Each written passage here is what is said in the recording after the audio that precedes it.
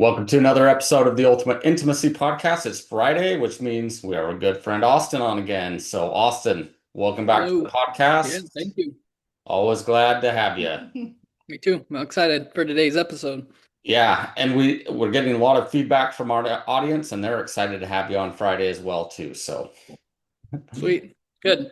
Hopefully I have some good stuff today. So yeah, today should be a great episode. We're going to talk about why couples end up in a sexless marriage or close to, and obviously what can be done about it. Because I think that's one of the big things that we hear from our audience is, you know, their intimate life's a wreck, and they wondered how they got there and the things that they can do. So I think coming from a therapist, this is what you specialize in and talk with couples all the time about. So I think it's going to be a good great. episode.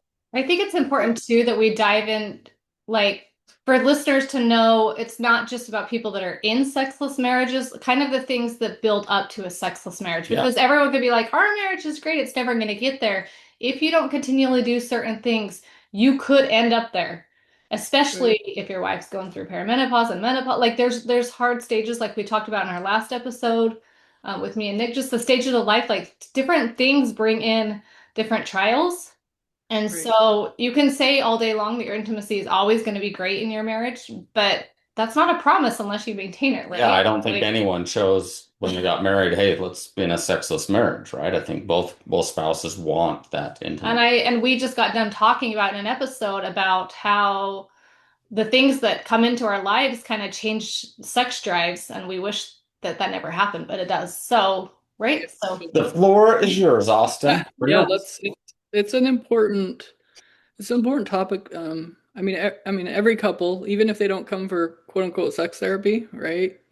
Sex is an aspect of the relationship, and it is affected by a variety of types of things. And we talk about this high desire, low desire partner, but one of the things we often aren't aware of is the low desire partner, they're not sexual people, right? It's typically the scenario and the situation that helps them feel desire isn't intact.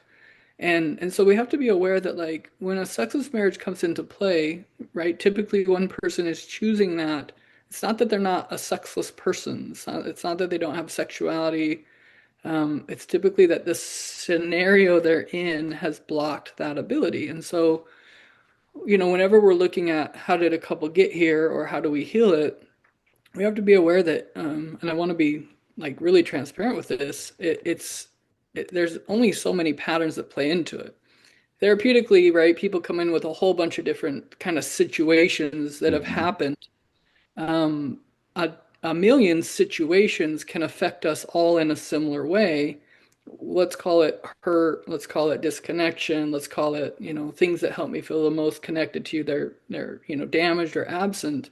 And then all these different scenarios can play out, or all these scenarios can play into it. It's kind of this like reciprocal thing, Yeah. right? right.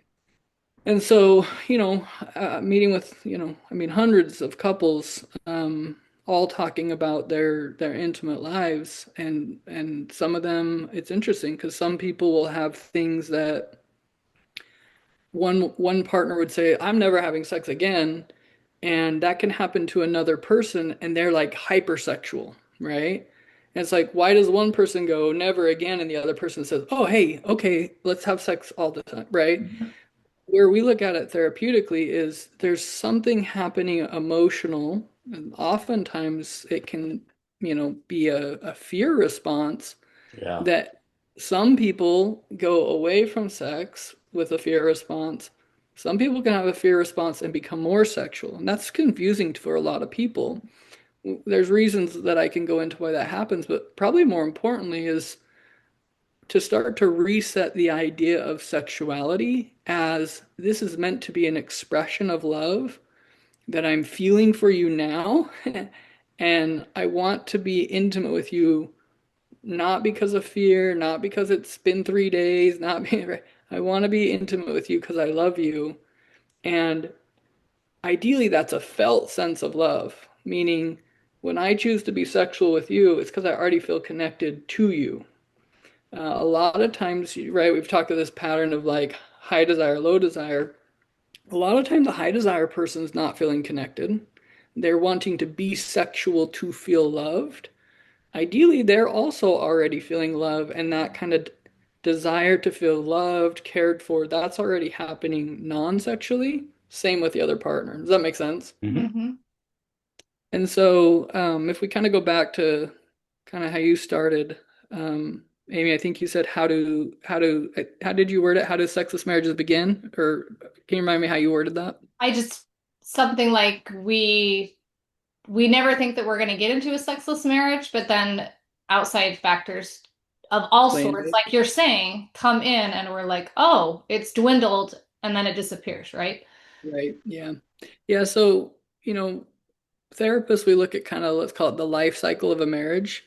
And marriages kind of have a typical start when typically kids come along. There's a shift there that's Oh, for sure. pretty similar for everybody, right? When things like retirement type times, you mentioned menopause, like there's typically these times of life that have impacts on couples.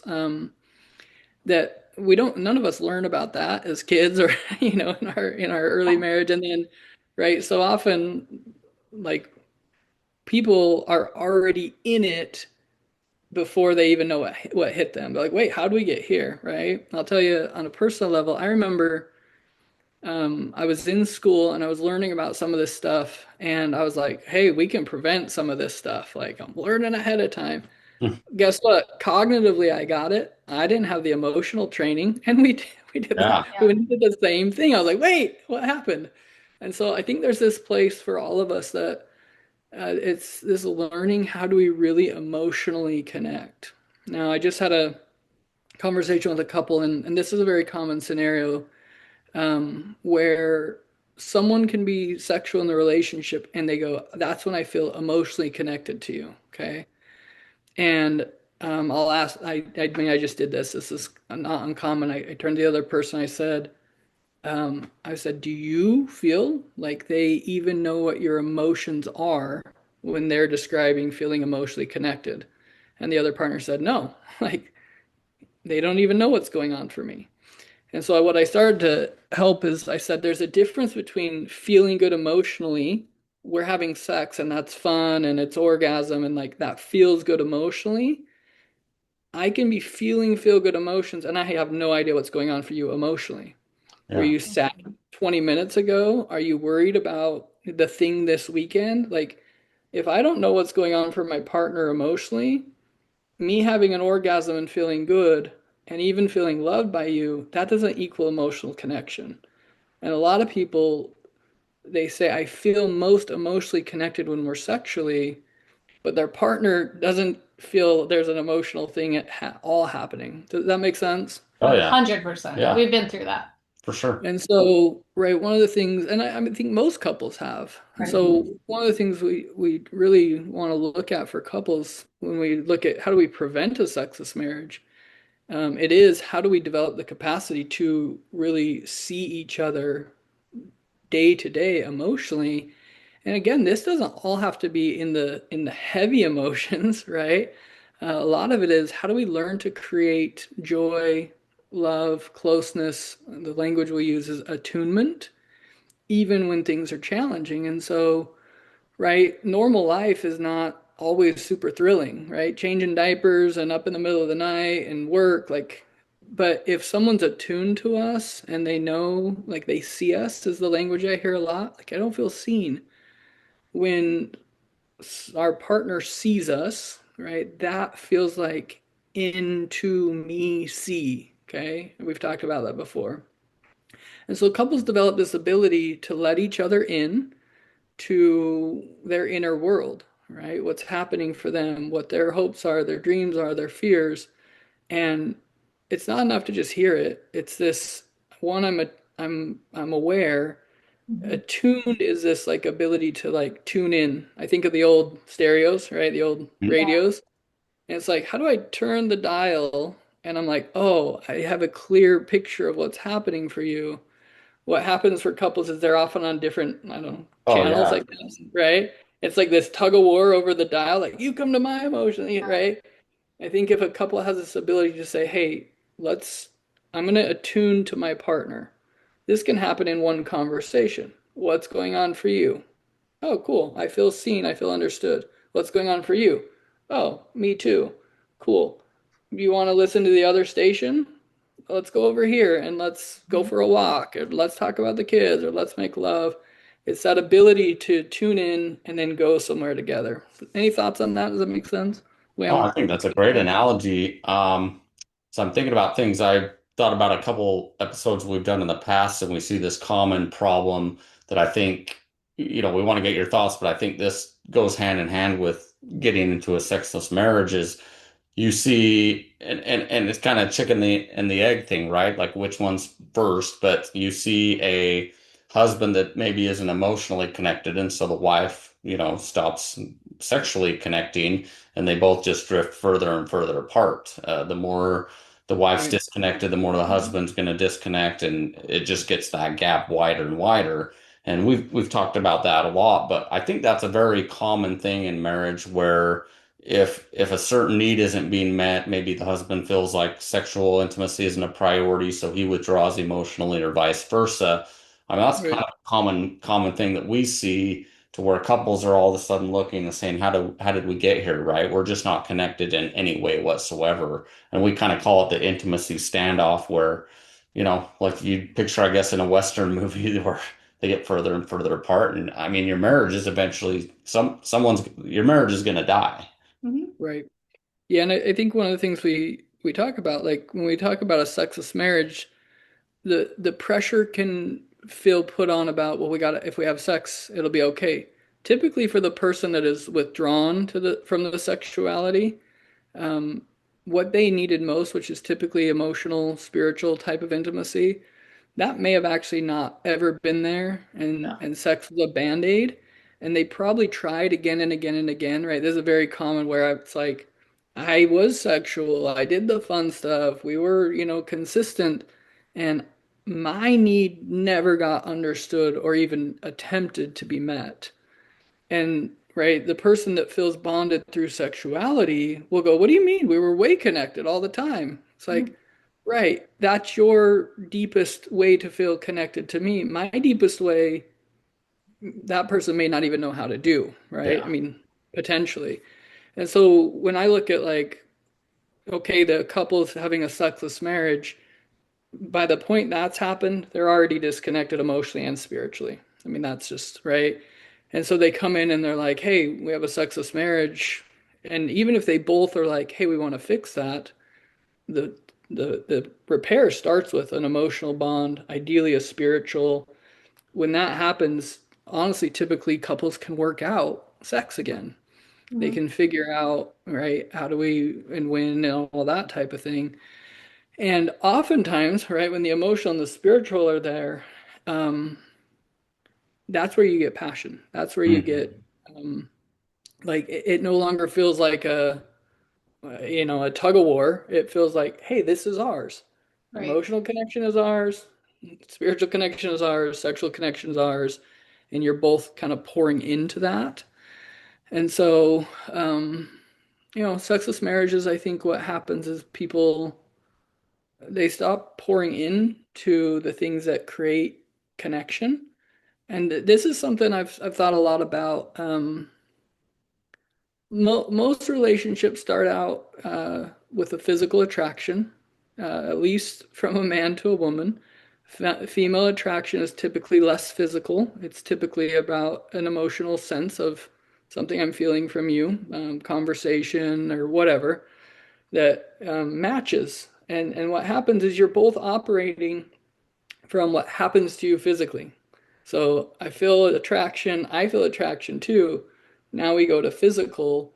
People have physical relationships. They don't might not even know each other's names, right? Yeah. Yeah, They it's might true. like that's not an emotional bond. That's a attraction bond that we can then have sex and pretend that we're emotionally connected.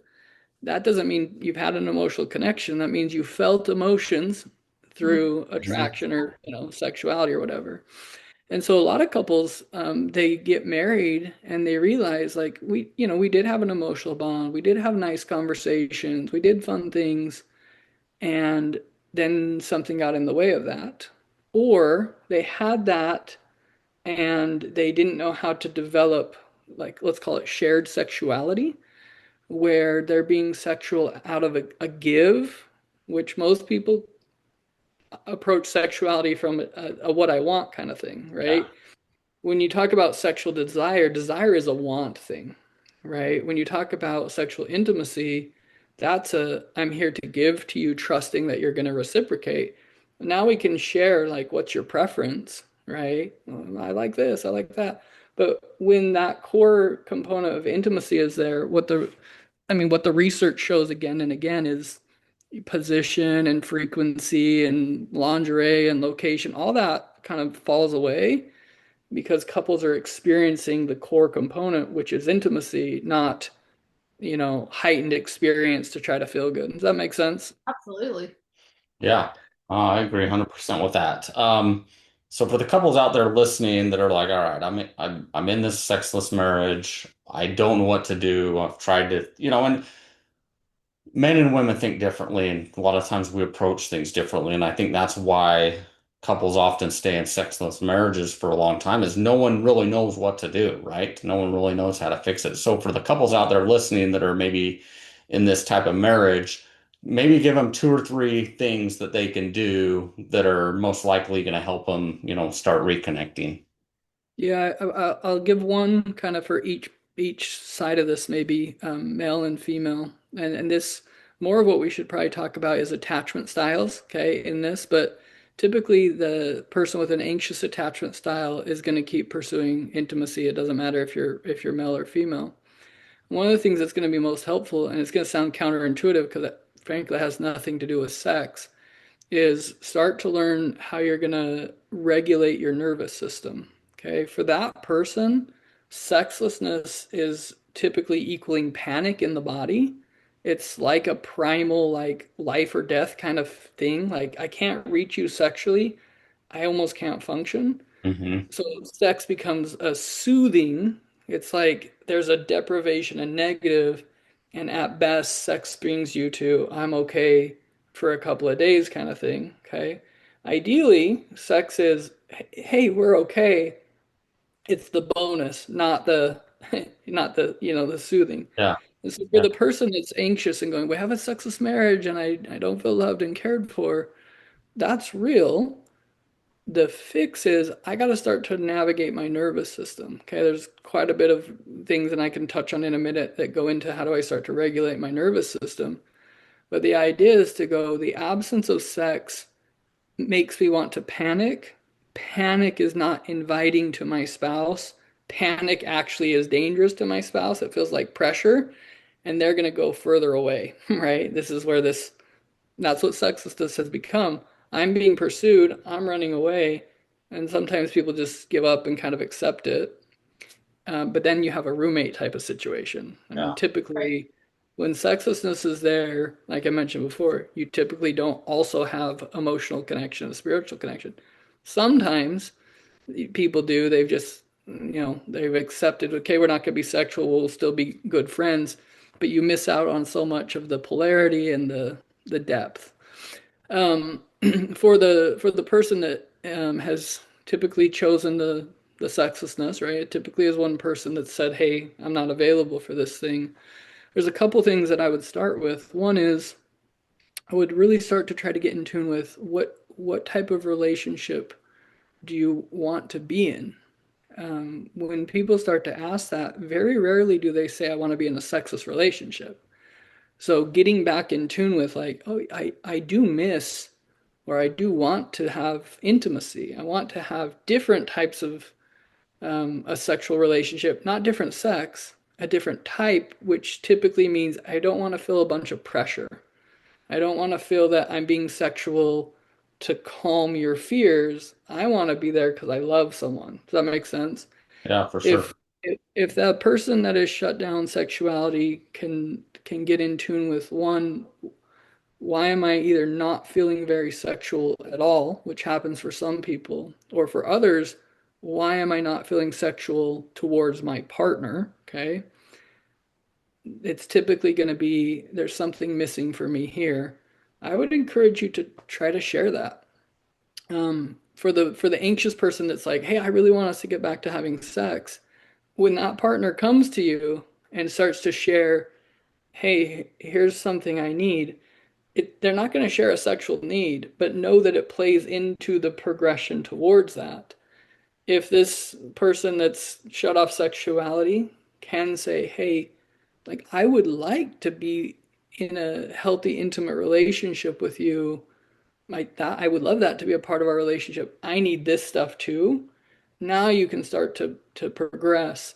Oftentimes couples have a hard time having that conversation. Mhm. It's scary for this, kind of person that shut it off to give hope again because they've felt so much pressure is typically the language. It just felt like pressure, obligation, desire, they don't really match well, Yeah. right? And so reducing the pressure from this, the person that's pursuing it, if they can come to a place where they're not trying to be sexual to self-soothe, that's an adult thing. Like I got to learn to self-soothe myself and come to a place and going, hey, look, I would also like a healthy relationship. And I recognize our sexuality in the past maybe wasn't healthy or wasn't working for you, or maybe we had great sex, but I was missing all these other pieces.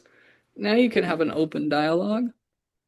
I think the other piece I would say to both is, and I want to be careful with this because I've seen this used to manipulate, which Yeah, we manipulated don't want sex manipulation for is sure. not that's not healthy. So I guess the way I'll say this is, right, if you are committed to your partner, if you're committed to marriage, when we talk of sexlessness, it's really unwise to divide it from the other, let's call it two primary intimacies. The conversation should be is I want a whole marriage. I want an emotional bond with you. I want a spiritual bond with you, and I want sexual intimacy bond. When someone approaches, I almost flipped off people. When people, when we approach one of them, right? Hey, I want to start having sex again. What's that communicate? What that typically is communicating is I don't care about what's going on for you emotionally or spiritually. I just want to have sex. That's never going to feel like love and care, and you're gonna repeat the pattern. And so when couples come in, typically what I'm trying to do is they're talking about a problem or what's missing. I'm trying to help them go, do you want the whole thing? There's a whole thing available that you probably haven't experienced, to be honest. You've probably never known how to keep all three together consistently because nobody teaches us that. And so early in a lot of relationships, sex is working really well and it's kind of masking potentially the absence of the other things. And then when life happens, that's where you start to see the cracks. I love what you're saying, and I think that's so true because we as men typically, like if a husband's in a sexless marriage, the first thing he's going to do is say, well, we need to have more sex. That's going to fix Yeah, it. And what you're saying is focus on the other things, focus on the emotional and the spiritual, which is then probably going to fix the sexual side of things. But we as men are not very smart sometimes, and we just think, I want more sex, therefore more sex will fix it. So for all of you out there listening, I think Austin said something very, very important. If you're in a marriage where the sexual intimacy isn't what you want it to be, try focusing on the emotional connection and the spiritual connection. And quite often, if your spouse is feeling connected in those ways, you'll often see the sexual desire come. right. And a lot of that, it's important because therapeutically, it's almost like there's this. I don't think it's communicated overtly, but there's kind of this concept of like, hey, if you heal, you'll have a great marriage.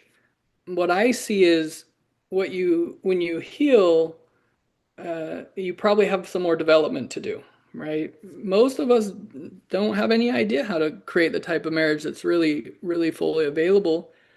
And I believe that like what God intended with marriage, like what it really can become, I think it requires each individual to grow and to grow and to grow, and it Yeah. deepens over time.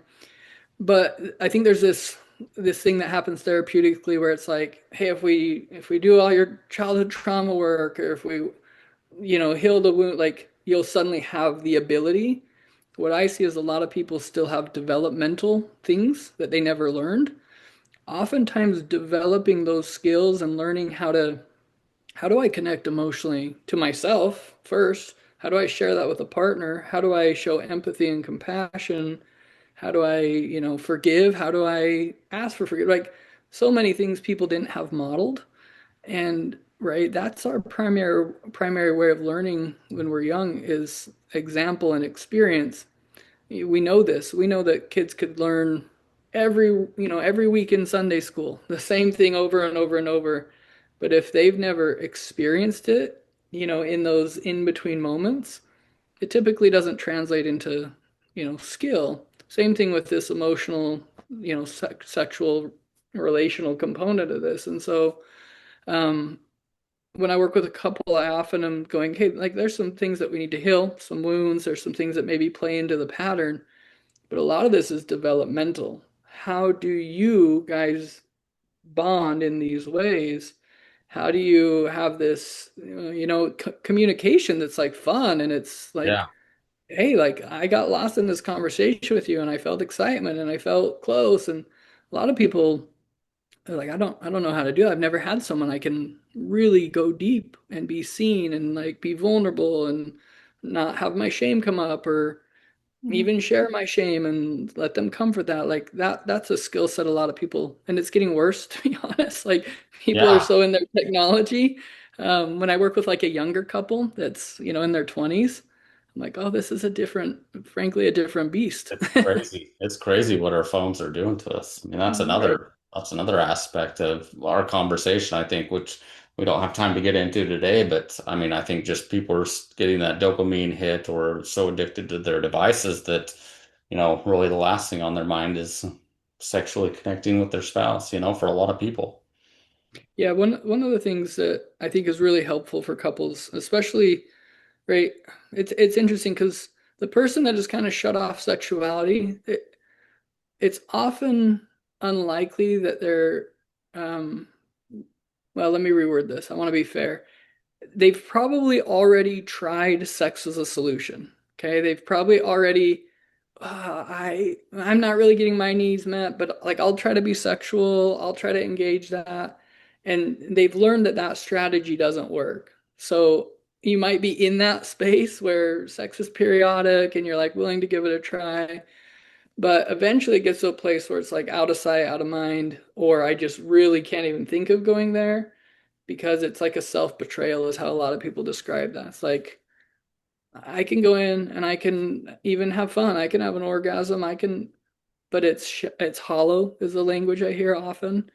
It's very painful for some people to have, sex knowing that it could be intimacy, and they're like, I'm not going to settle for sex anymore.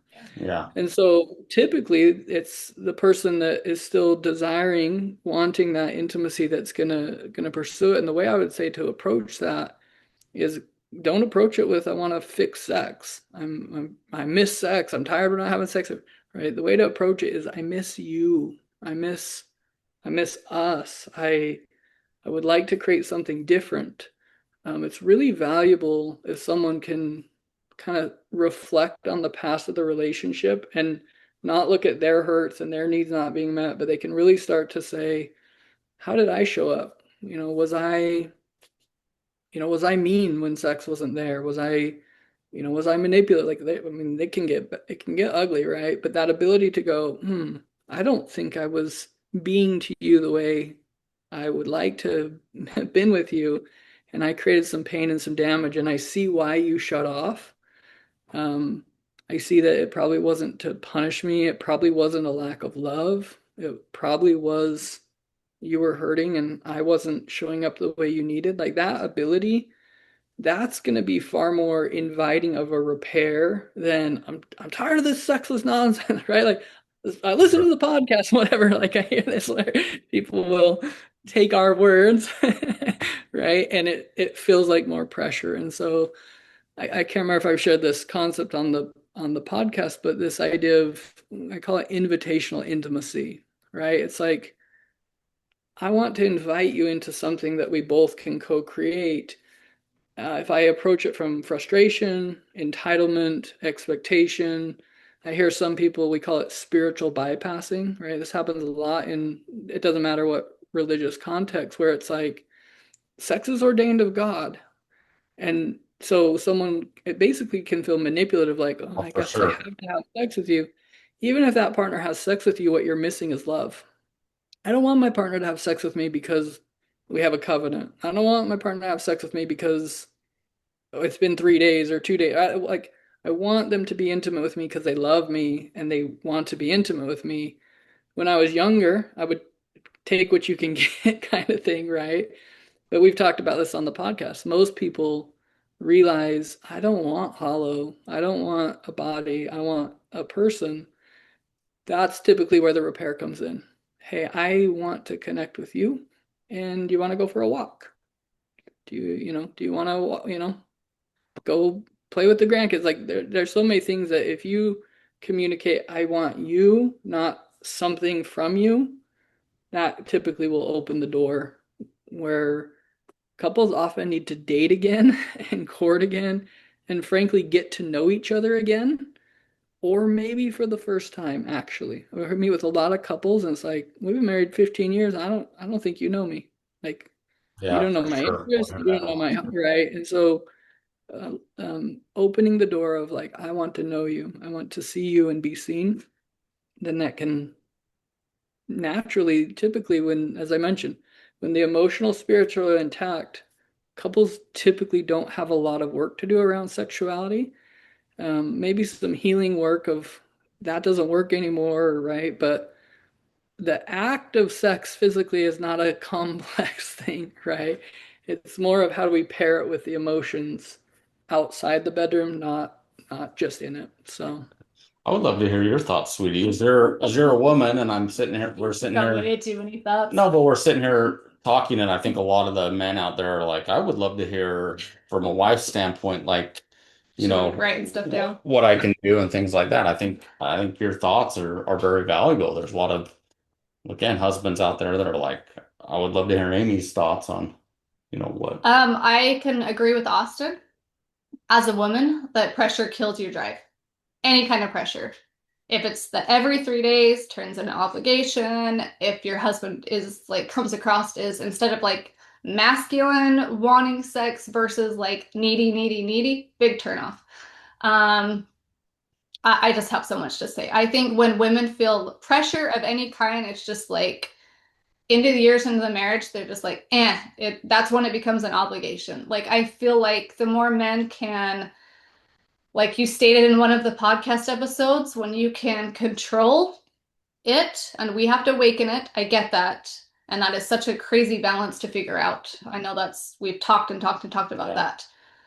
But when a man can literally wait and not wait too long, but like just okay, let me start over. I once heard this lady say like to a sexless couple in their marriage, and she said, "Husband, quit pursuing, quit whining about it, go to the gym, get your testosterone, like build yourself, build your confidence back, take care of yourself, get your body in shape, find who you are again, find your confidence. She's going become the man that she's always dreamed of. Be desirable. Be right. part of the family, part of the home. Do your stuff. Don't ask to wait to be done. Do stuff. Just financially get yourself. Just be who you sold her to, right? Like Mhm. be that person that she fell in love with. Just don't whine about the sex. Just like all those things that you promised in marriage. Be that. Just find that confidence again. She's gonna want you again. And I think the problem is that men, like a lot of husbands that we hear from, is he's begging for it again and crying about all these things. And this lady was saying, go get confident, go find yourself again, become masculine again. That's what she's going to be attracted to. And we could list a million things that create that. But when you can pull a woman back in her femininity and he's masculine and he stays attractive, and I'm not just talking like looks, I'm talking a lot of different ways, emotionally, like we've really discussed.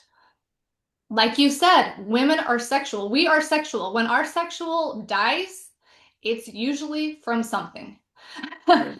Like I can Right. promise you that. Like there's a reason why we watch chick flicks, why we watch romance, why we like to watch love stories. Like we as women are like we want that intimacy. We really do deep and down inside. When it stops, there's a reason for that. And yes, it comes down to conversation. And when the conversation and the marriage has been in a rift for so long, where that communication just is hard, or whether Right. one person's not listening, or whether one person's always talking and the other person doesn't ever listen and take part of what you're trying to say, it dies. And it's Right. hard to reawaken that when it's been going on for so long, even just weeks, like even if it's just a week or a couple weeks, or like that more disconnect, like we always talk about, gets stronger and stronger and stronger. And then it's like, I don't even know how to have this conversation, or I don't even know how to bring this back. I don't even know how to find that anymore because I'm bugged by you. You know what I mean? Right. Like it's Yep. tricky. So I love everything you're saying. Like it comes down to, yeah, it comes down to that emotional connection and rebuilding that. But rebuilding that sometimes takes some real like personal changes from both Right. people. I know this is a two-way street. I'm Right. just going off of like things that I hear from a woman. I'm just like absolutely agree with that. When it stops being begged for and it starts turning into, I just want to love you better. I want to listen to you better. I want to be a better spouse. That's what fixes things. It's not the sex that fixes things. Yeah, I totally agree with that. It's interesting because there's certain things that you're describing that I had learned about like in school or read in books, and I was like, I literally don't know how to do that. This concept of masculinity in my relationship, I very much came in with this anxious attachment style, right? Felt very needy, probably a lot of what I call boy energy, right? And it doesn't mean I wasn't a good guy. It doesn't mean I wasn't loving and caring and thoughtful, but I would disconnect from myself. And I think a lot of men have done this. We use the language of emasculated, and that term of emasculation, a lot of times it's like a blame thing. It's like she emasculated me. That's a very non-masculine thing to say, right? That means you weren't masculine, because when you're masculine, you don't get emasculated. This is I allowed myself to step out of who I am, and I became a version of me that's needy and weak and manipulative and coercive, whatever, right? And I mean, there's real like the concept of masculinity, femininity. It's like you can't really measure it, right? You can't like what exactly is it? But what we do see in the research is when a man steps into this concept of masculinity, women are free to shift into femininity. Femininity is typically where that deeper level of sexual intimacy comes about. When a man says, I want her to be into it, not just present, that's when she's been able to feel safe and connected enough that when she's with you, she can go into that more vulnerable feminine space. That training in masculinity, that feels elusive for a lot of men. They're like, I'm gonna go learn jujitsu, or I'm gonna go be a lumberjack, or it's like those are masculine things. That's not you stepping into embodying your masculinity. And very frequently, like I'll talk to women about femininity. And what's interesting is like I'm not a woman. I can't train femininity. You can help a woman unlock it, but she's only typically going to bring it to a man she feels safe with, even if she can fully embody it. And so, in a lot of the work I've been doing over the last couple of years, both personally, but with men's events, is it's a lot of this embodiment practice. How do I connect? I'll call it to my spirit, okay? And my spirit is ruling my sexuality, my emotions, my, beliefs about myself, my actions. I think that training is hard to find in the world right now. Um, but I think, for people listening, like God can teach you how to be you and like the real version of you. I would say starting in a prayer space where I use the language commune often. For a long time, I was speaking at God. My marriage doesn't work, and right, like heal us, right? And over time, what I found in quiet spaces is one, God's talking. We're often not listening, right? I remember I'd pray, I'd ask God for something, and I go like blast some loud music. Over time, I learned I need to show God I want to hear the answer. And I really believe this. When we take the time to pray and listen about our marriage, I believe God tells us things that we can do. For husband and wife, pursuer, non-pursuer, sexless marriage, great marriage, like I believe that practice more than anything of being able to go to God and say, hey, I care about this marriage. I care about my spouse. I don't know exactly what to do. And you'll listen, impressions will come and right then act on it. And I see couples heal. Um, I see men come back to themselves is the language I use. I think of the prodigal son. We go away. The language in that is, and when he came to himself, right? We come back to ourself and then we bring ourself to our spouse. Typically there's a I'll call it like a trust period where a wife's like, I don't, it seems Mhm. like you, right? If a man stays steady with God, and the idea here is I got to go to God to get what I need to bring it to the family. I'm getting from God, bring it to the family. Then a woman typically brings herself in that intimacy space. And she says, like, I can bring my femininity because I'm safe to bring it because your masculinity's here. And I see that your focus is caring for all this.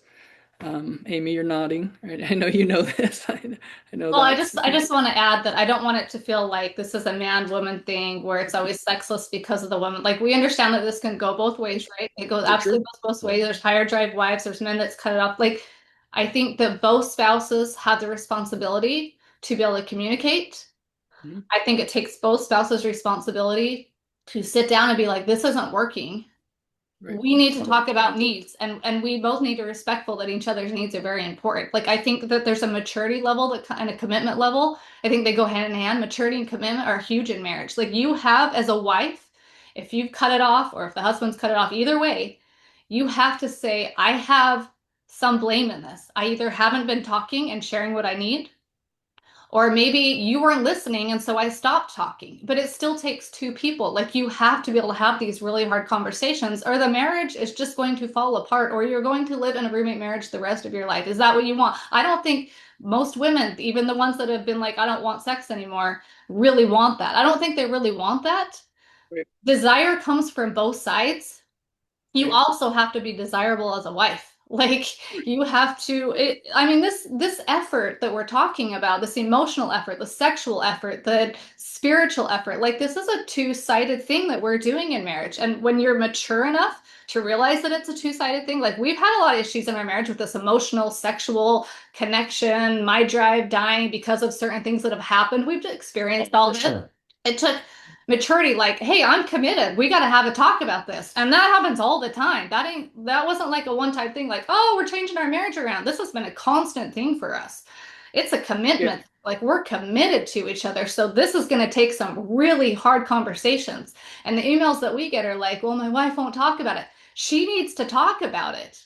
Like if she won't talk about it with you, like you've got to contact us and Yeah. get Austin to help you talk about it because you cannot have a marriage without conversation. You cannot do it. And sometimes we have to do really hard things in our relationships that we don't like to do because that's what we committed to. And so I just wanted to end with like, this is a two-sided game. It doesn't matter who's cut it off, who's made the mistakes, who hasn't been listening, who's whatever's going on in your relationship. This is a two-person thing, and it's going to take both of you to fix Right. the problem. Um, And there's going to take forgiveness and healing. And there was a lot of that in our relationship. Like we almost should have been divorced, but we sat down, we looked at each other like, this is a mess. We have to fix it, not you, Well, and not me. I'm really glad you ended with that because it's so true. When we started talking about it and having the good conversations, that's when things changed, I right? Like we both looked at each other. So Yeah. I feel like this because you don't listen to me. He's like, I have to start listening. I have to start caring. I need to be a better man. And I'm like, okay, then I'm gonna be better too. We both need to be better. Well, and I think too, when couples start having good conversations, they can get rid of a lot of assumptions, right? When you're not talking, you're assuming things. And so I'm Absolutely. really glad that you ended that way because we often say in our podcasts, if you can have good communication, you can solve almost any issue, Right.